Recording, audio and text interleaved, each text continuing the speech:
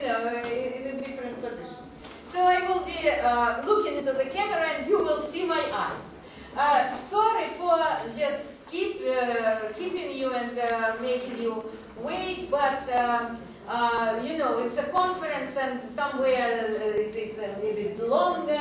So sorry, but we are all here, ready to listen to you. And I want again and again say thank you so much that you support us.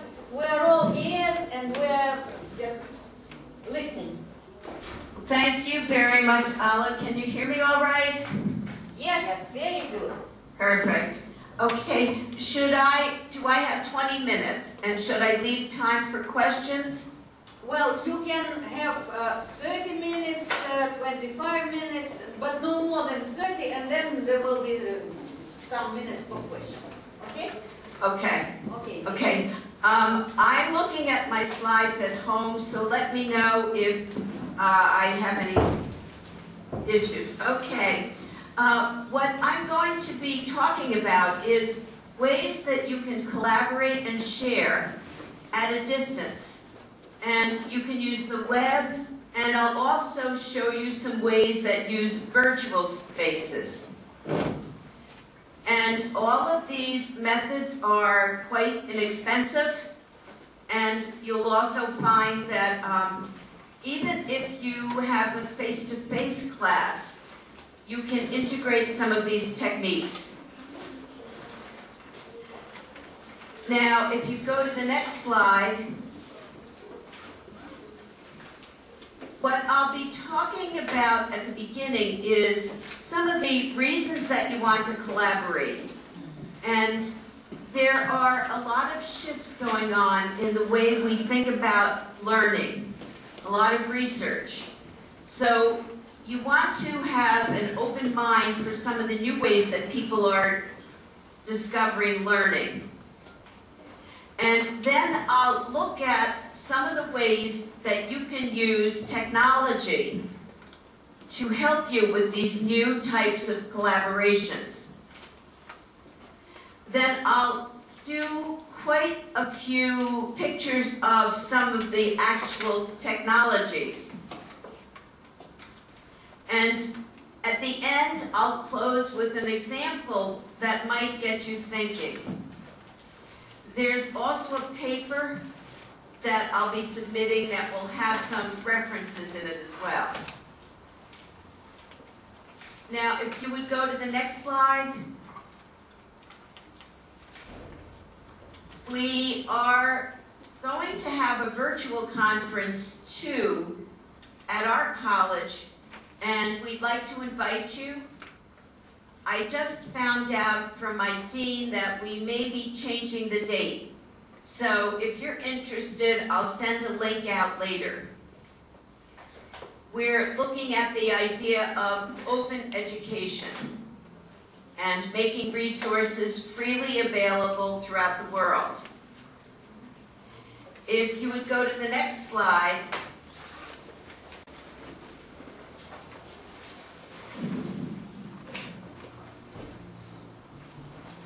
When you're thinking about your teaching today, you want to think about some of the new levels of planning that you can do. And even if you're in a face-to-face class or an online class, these new approaches can help everybody. What I want to challenge you to think about, though, when you're designing your course is don't always return to the way you've done things. Ask yourself, what is an educated, fluent student going to be like? What do you want somebody who can actually speak in the foreign language or the target language? How should they speak? How should they understand the cultures of these different countries? In the past, we really had textbooks, we had memorization, we had short dialogues. Today, we have a lot more available. So what I'm going to ask you to think about and challenge you is, how can you use some of these tools that I'm going to show you to have a new type of community of language speakers? So think about maybe a different end product than you've done in the past. So don't think just about textbooks. So if you would go to the next slide.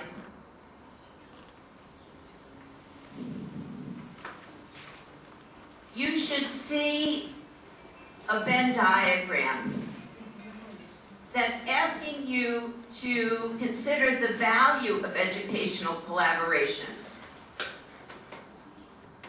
Right now, you probably have students that are learning their content, in your case, learning a foreign language. But if you move into broader thinking, you may be able to get your students to create materials that didn't exist before. So your students can actually be creating knowledge. And since some of these tools may be new to you, it's often a good idea to work with them in your own professional organizations. And as you start working, you'll find that you can start bringing students into these organizations as well. So if you would go to the next slide.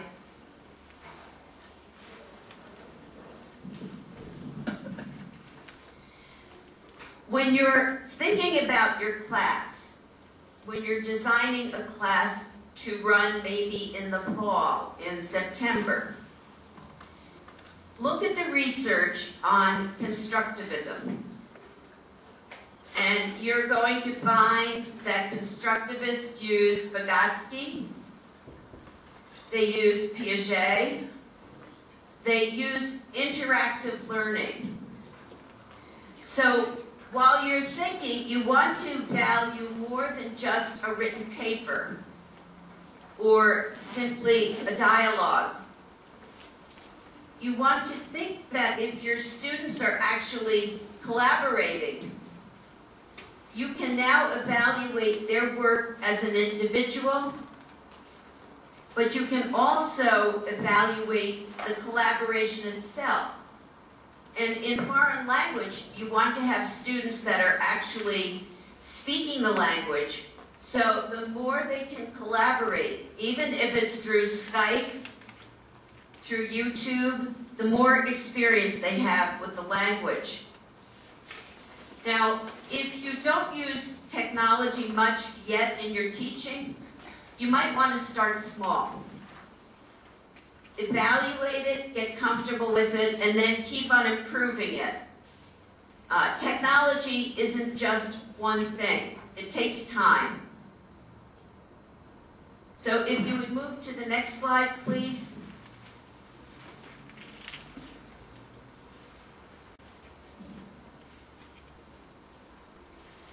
I would like to just suggest that if you're new to technology, you might first want to start working with your colleagues. And right after this conference, you could plan to start using technology with other people in your content. So what you may want to do is think about creating a website and scheduling meetings with your peers and other faculty. That way you get practice and you actually develop something useful. Now I know in New York, we have instructional designers that sometimes can help us, but it's still good to learn on your own. So don't wait for somebody. And what you can do this way is you can evaluate the criteria that you need to have a good collaboration. And you can save your results.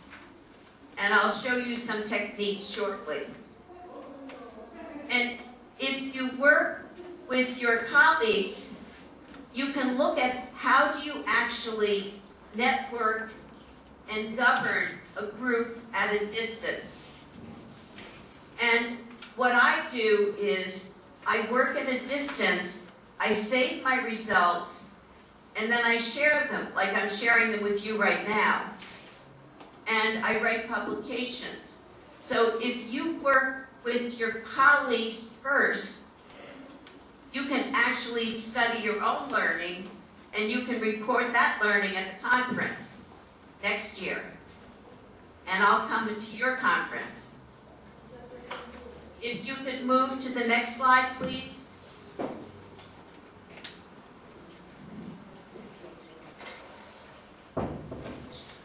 Now, today it's very easy for people to start collaborating using technology. If you look at the new web, you find that you have many internet-based tools that are essentially free, and you can set different permissions. What that means is that you could make it open to the public, or you could just limit the tools to your students or your colleagues. So you can set different permissions. You're going to find that these tools are pretty easy to use, but they do take some practice. So don't be afraid, you want to practice. They're most often interactive. For example, with Skype, we can talk to each other.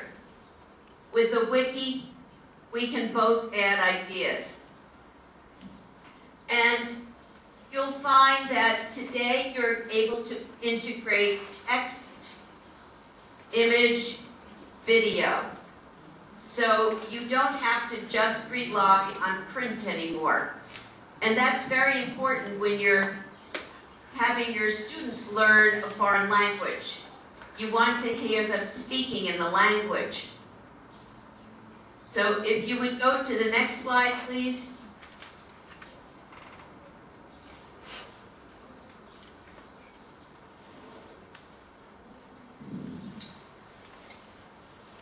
Here is an example of some of the free software that you could use. And I'll show you more about this. In the paper, you'll have links to all of this. And I'm also going to share this PowerPoint with you through a link. So all of these tools are free and available. And we'll look at them more specifically in a moment. So if you would go to the next slide.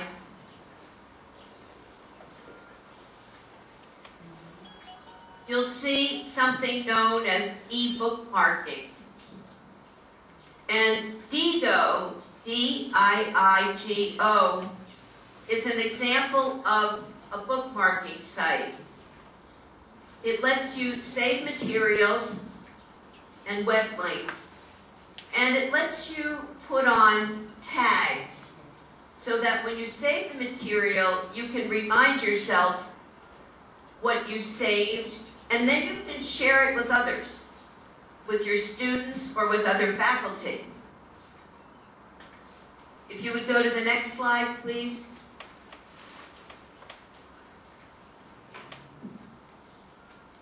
If we're staying together, you should see the front page of Diigo. You can capture different websites and you can create tags. So that lets you store them under different categories. If you would go to the next slide, please. When you actually add a bookmark, you can write a little description, and that will help you remember why you found that website to be useful. If you would go to the next slide, please.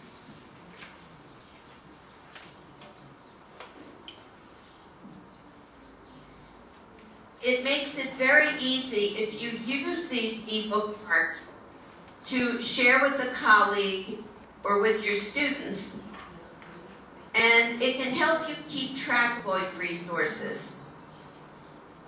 And what's nice is you can have one computer at home and a different computer at work, and you can still access the same websites. So if you would go to the next slide, please.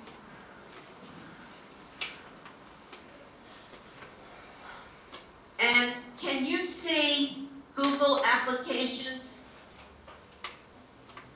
Are we on the same slide? Yes, yes, yes, yes, yes. Okay, good. What I encourage you to do is look at Google. They have a lot of very free and useful applications. They keep on improving them, and they don't have a lot of advertising. But what I have come to understand is that they may sell lists with your names. So you may get advertisers getting in touch with you. So, you know, free always may have some complications. So keep in mind that you want to always be sure that you're not having any trouble with the different vendors, but Google seems to be pretty good most of the time. If you would go to the next slide, please.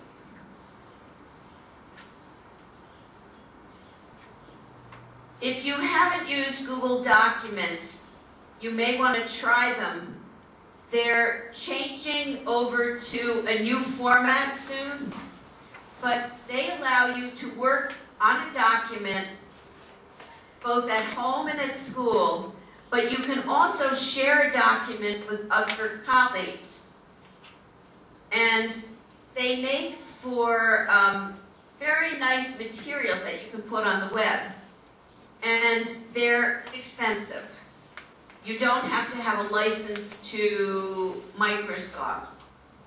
And you go to this, you can see examples of ways I've used it in my classroom. So if you go to the next slide, you'll see an example.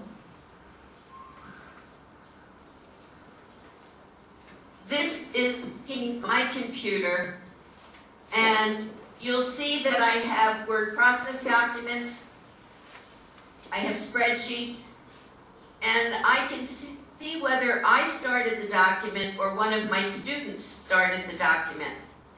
So I can work with somebody else. We can both be working together.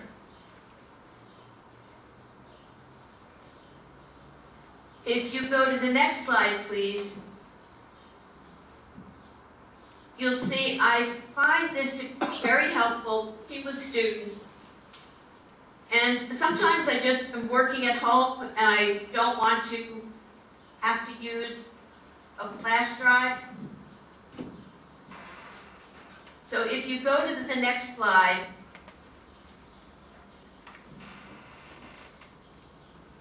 I don't know if this will work. You may want to see, this is a slideshow, and you would have to click the button. And I'm working with some people in Africa right now, and this just shows pictures from the work I'm doing there.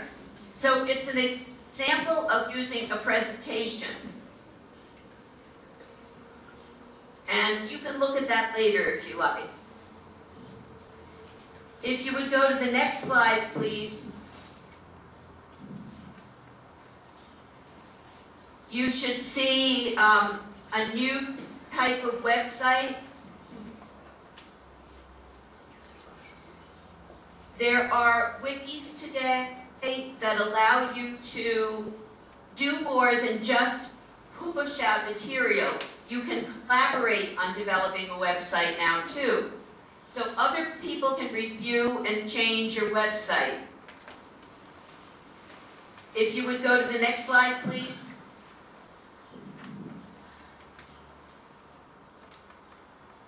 You can see many different vendors are creating free website tools, so you can explore those.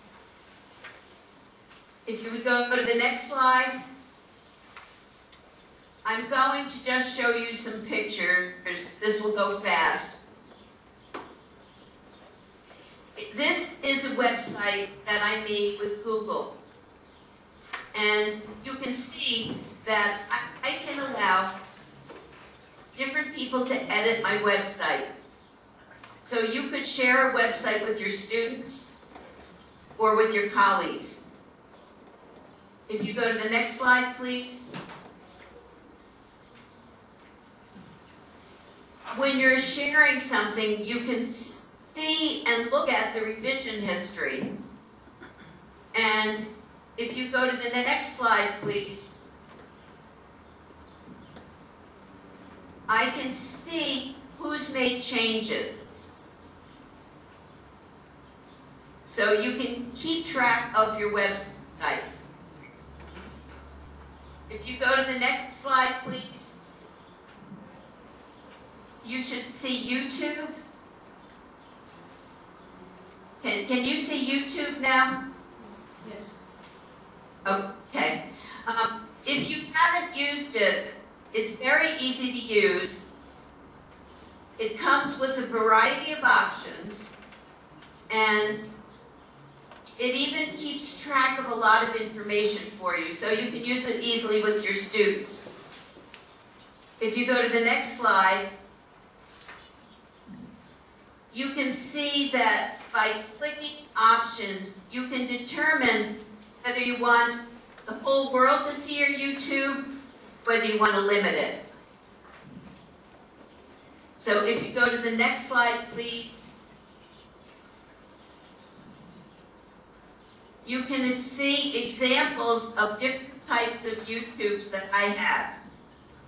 Some are for the public, but some with students I keep private because these are young students. Now, if you go to the next slide,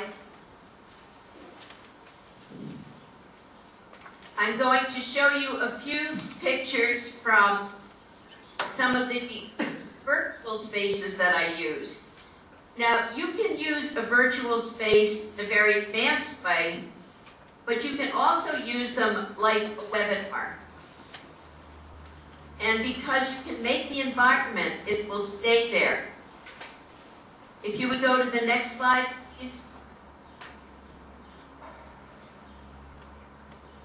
You can see an island that I've created, and this took a little while, but I go there with my science students. If you go to the next slide, you can see that I have meetings there with my administration. You go to the next slide, you can see that I have meetings with my students, and we share a project. Now, my students are in different parts of New York State, but their avatars are all in the same place. If you go to the next slide, please, you can see what I'm now doing is having my students look at a YouTube together. So the students are in different parts of the state, but we're meeting and sharing a YouTube. So they're having a discussion together. And in a moment, I'll show you some ideas for the language because we're running out of time. If you would go to the next slide, you can see this past spring I had a poster session with my students. The students made PowerPoints I brought them into the virtual space, and the students got together and talked about their science projects. So I used many different media, and they actually voted on who did the best science project. So if you would go to the next slide, here you should see something about Mozilla. There's a new movement coming called badges. And if you go to the next slide, you can see that badges are going to be ways that we can look at each other's websites and we can ensure that we can have other people vote, and we can create a peer review system. It's under development right now, and they're looking at the research to see how well it works, but my students are very excited about it. You can be a peer reviewer, and you don't always have to have the teacher evaluating everything. So I'd like to close with an example that I think might work in a language situation, something where you're teaching a foreign language. So if you move to the next slide, you should see two pictures right now, one of Moscow location and one of China. Now, supposing you are teaching students in Russia about Chinese language. Today you could start with an actual look at the geography by using Google Maps, by using satellites. You could actually see the two different countries. If you go to the next slide, please.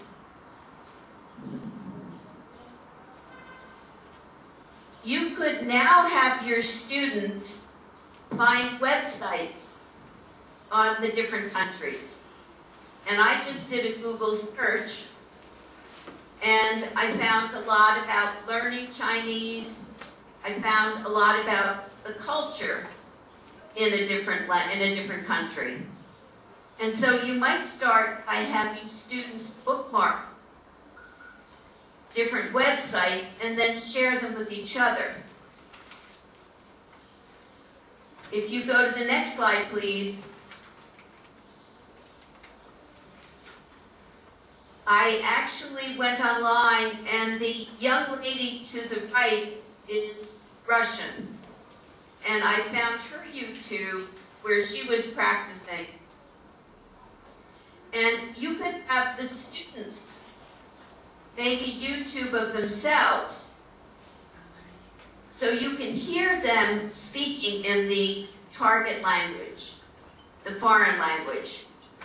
And you could also have them make a YouTube of the different cultures. For example, if you were fortunate enough to be able to travel to the foreign country, they could make a YouTube of that. And now you can share them. And so you can start saving YouTubes, you can hear the students speaking, and you can share them. Next slide, please. I'm almost finished. You might have the students make a website where they save what they're learning, and you might use that website next year. And if you go to the next slide, please. You could possibly use the idea of badges to have students evaluate each other's work. So you could put in a peer review as well. And if you go to the next slide, you can just see a summary. By using these different techniques, you can have the web, and I didn't show a virtual example here, but Second Life has many different countries in it. But students could create media, share, and could evaluate each other. So if you go to the next slide, please. Just some final reminders. When you get started, you'll want to keep it simple and think outside the way you're used to teaching today. And then you want to ask the student. Very often the students are better with the web technology than we are, and so have them help you. And just keep on trying. And there's one more slide, if you just open the last slide, please. What you want to just consider now when you start using the web, you may have to think about timing things a little differently, but you can also save things, and you can make the students now part of the effort. They can be part of the governance. So we're really looking at new ways of collaborating. So I'll close at this point and thank everybody. And I'll be open for questions, and you can also email me questions too. Yes, please. Thank you so much. It was brilliant indeed, and I was happy to have noticed that we also do something you mentioned, like using e-book marking, but we use delicious, not digo. Yes. And it is similar, I suppose, right? Then of course they're the same. Yes, YouTube and Wikispaces. I placed my course in Wikispaces, and it is a course on teaching languages. So that's theory of education, of learning, theory of learning, probably of learning foreign languages. So I immediately started thinking probably we'll make some collaboration. You just mentioned, yes, and just include, for example, your participation in our classroom, and probably my students would collaborate with your students. That's I would like that. And yes.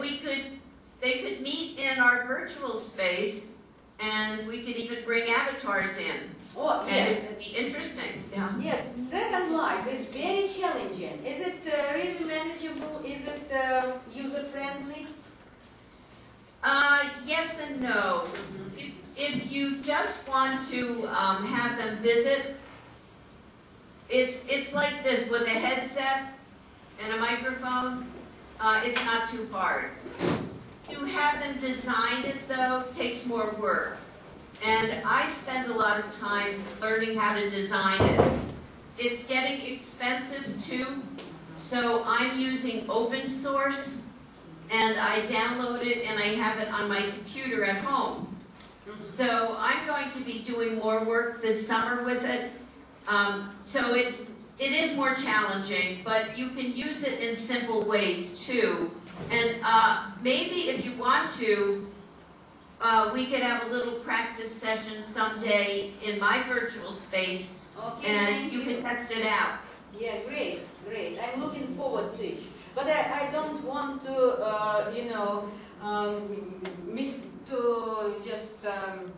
misuse my functions, abuse my functions actually, and to ask questions only myself. So I'm going to ask somebody to join in this question-answer session, please. I've got a question. Yes, at the very please. beginning. At the very beginning, you mentioned Web 3.0, and what I mean under Web 3.0. So because everybody, well, at least most of us know what Web 2, is? What is Web 3?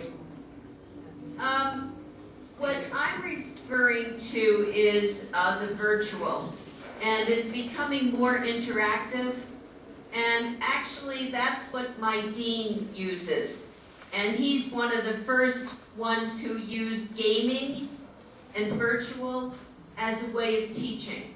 So Web 2 is more, is not three-dimensional. Web 3 brings in the third dimension. Okay. Thank you very much. Thank you. Thank you. Any more questions, please?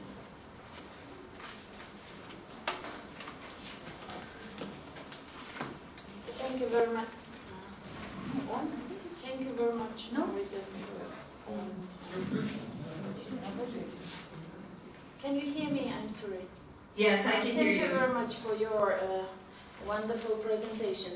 So the picture seems very positive in bringing our classrooms to a more advanced and effective level. But can you please specify some difficulties that you, in using these instruments, or your students had or have? So do you have some evaluations, some researches on the effectiveness of these or that tool used? Thank you very much. Thank you. You're right. It's a different environment. When we're in a room and we're speaking, we have a lot more control.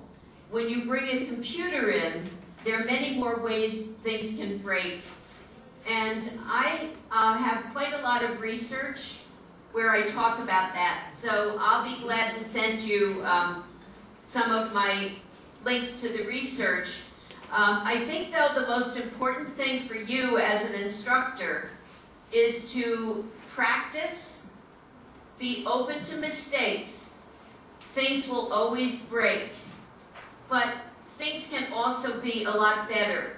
I would never be able to talk to you if it weren't for the wonderful job Stanislav is doing with Skype. You know, and he learned many things the hard way. So what you have to do is have courage. You have to practice. Things can be difficult. You should try with yourself or with colleagues first, and then get students to help you. They are probably younger and better and can teach you, and that's good. It makes for a community. So just have courage, practice, try, and then email me. I can help you too. So it's fun. It's fun, but it's a little crazy. It breaks, but it's wonderful too. It's like children. Thank you very much. Thank you. Any more questions, please?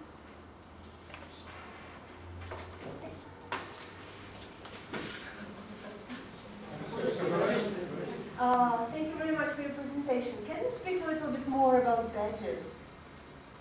Yes, I think they're very exciting. I put the link, and maybe I'll email the link to Dr. Nazarenko, because I think you should learn about it too. They're brand new. What they are is to develop a peer assessment system. There are some grants right now going out to get people to work on them. What you might have is a website that your student makes, and then you have all the students go and evaluate the different websites, and then the students, the peers, would decide which one was the best. And so they're going to make little icons, and the idea is that the icons could represent your achievement. So you could get a gold star if you were very good. And you could put those on your resume, and there will be a repository for these. It's under development, but I think it will be a very powerful way to assess distributed learning like we have today. So stay tuned, it's very new.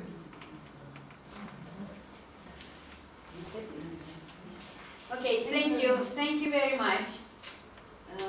Colleagues, any more questions? Well, Eileen, thank you again and again for your wonderful, wonderful presentation. It's such a pleasure, always such a pleasure to have you here with us. And let us think about what we can do together, okay? All right. Okay, well, I hope to meet you virtually and we'll get some badges. Okay. Thank you very much. Thank you. Bye. Bye, everybody.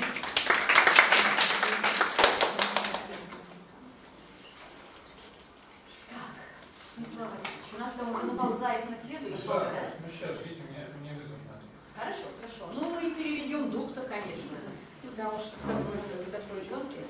Значит,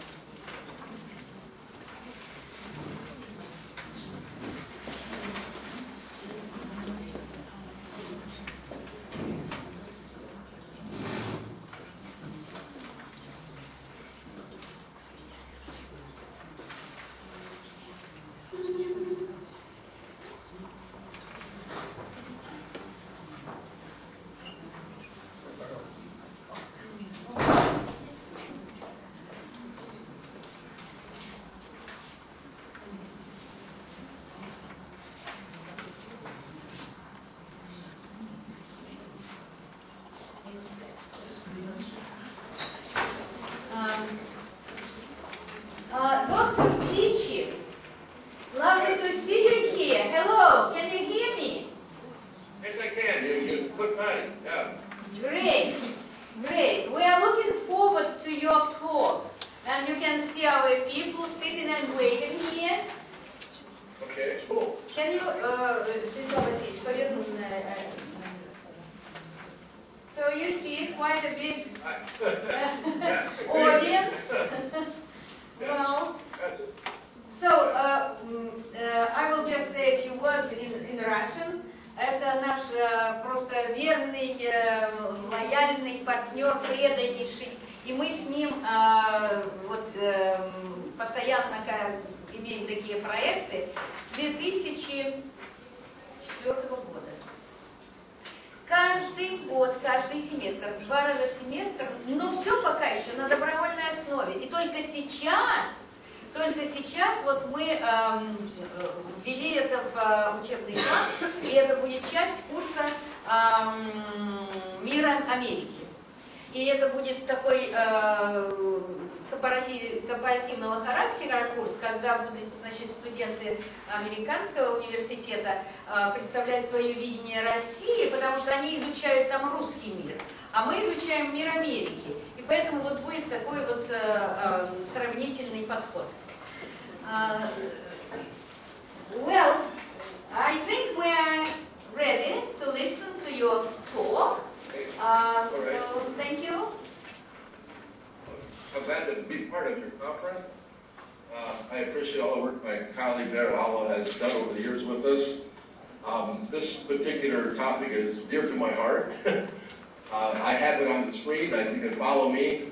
So I'll, as I speak, I'll just go through the presentation and gradually provide the visual copy of what I'm saying. At times I'll probably talk off of what the script is. If I can call it a script, I don't know. The paper, I'll add it or add extra comment. But as you can see, the topic is called globalization across higher education. The work that I've been doing here with Moscow State has pretty much broadened my perspectives on everything to the point where I have shared what we do around the main system, actually. And from all that, I've come up with projects and ideas on how to mobilize entire curriculum of higher education, which I think is a necessary thing to do. So what we'll be seeing are, I'll have to help you out on this, we will see a basic definition of what globalization is, if that's possible. A special definition for globalization of higher education, which would be an emphasis. 10 global outcomes. And this is based on, as you can see, my 8 years of discussions here between my students and the students at Moscow State. 3 types of higher education and globalization in accord with the definitions that they go here. Globalization, this is kind of interesting, how to do a physics course, just to let you know that what we can do here is applicable for any course. Globalization for film analysis, which is what we have done at Moscow State. Globalization for a program. Globalization to analyze the crisis. And then an action plan, and then my references. It looks more than it really is, because I have I've actually limited this thing down a little bit. So for defining what we've got here, whoops, what's that? Defining what we have, globalization essentially has been considered as an important but nebulous concept. Shortly is a scholar in the United Kingdom. Discusses how vague and oversimplified the concept has been regarded. Idea is not really new, but an often oversimplified term. Many in academia have also used the term, but limited their discipline without delving into actually expanding the limits of their specialty into a broader or international scale. Jens Uwe Wunderlich of the Otto von Birkirch University in Magdeburg, Germany, argues that the dictionary of globalization, that globalization is a hot word, but it is intuitively known and rarely spelled out. Many definitions tend to loosely apply the term to the world's economic and social problem, rather than the role of higher education in teaching, analyzing, or researching the concept. However, even in higher education, the term is used without debate, as if it seems everybody knows what it is. Productive definitions usually relate to current world developments, social realities, and economic structures. One definition developed by Schulte discusses the importance of deterritorialization, which means what it appears. Globalization is regarded as a process in which individuals reject overused territories for a more favorable world based more on broad human interaction. Christina Monnier stresses globalization as a set of processes central of social change and recognizes deterritorialization as a key element in the process. For instance, Harvey discusses the disappearance of territories, of space and time, actually much like what's happening right now at this conference. This presentation is live to Moscow, but presented via interactive media communication, thereby removing the borders between the USA and Russia. What is occurring as I speak is a perfect example of deterritorialization.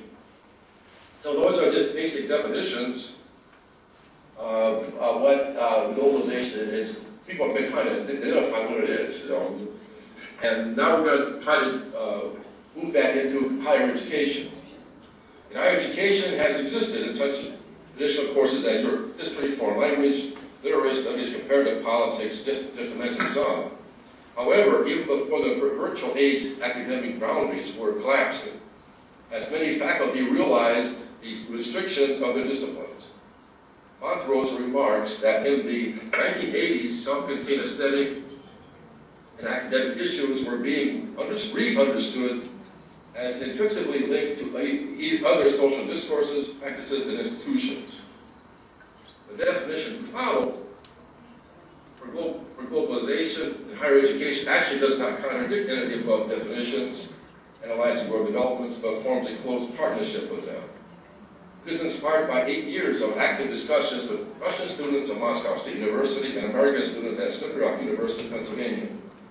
These discussions have actively analyzed such topics as folklore in modern society, character development, post-war war and peace, Russian challenges are closely unbreakable, national and cultural identity as portrayed in the Russian film Moskva Slezam ne Veri and the American film Miracle, and realism of Barabanov's film Brat. Globalization begins in the classroom. This model globalization course in higher education is defined as any course which includes the following. Now, the definition is extensive. It includes 8 different parts of it. The ideal situation is to have a course that has all these 8 parts. It's something to strive for. And with the work with Moscow, I managed to get all 8 of these things in there, and which has helped me put together this definition. First, the enclosure of international contributions to the discipline to include the social, political, and cultural ramifications of these contributions. Second, the requirement that students must know these conditions. That's important. The contribution to do the programs and then not have students really tested or evaluated what they've learned is kind of like wasted time.